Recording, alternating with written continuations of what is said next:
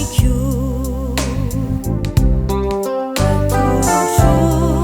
atusuanao Jesu malalo itenako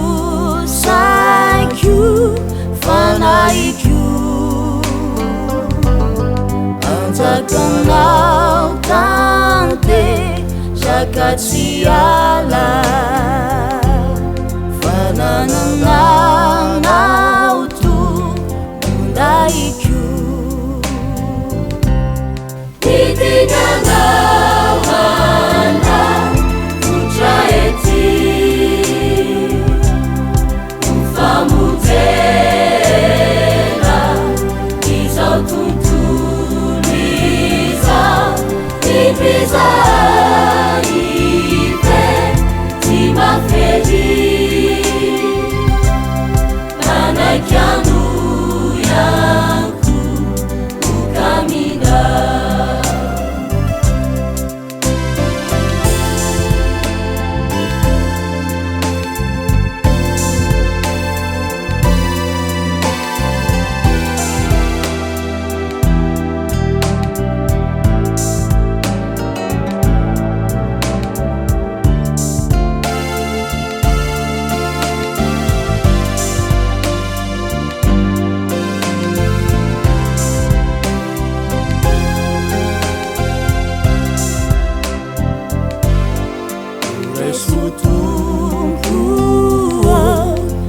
uzanakau simputrakandalana utafalina mefumadi ume drikanau anduvapajadi savauvau itinanao anda futraeti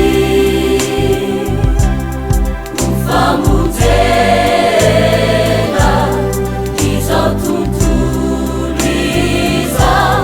ipiza ipe tsy mafely manakiano yanko ukamina itinanao anda futraeti ufamutela izao tontolo izao ipiza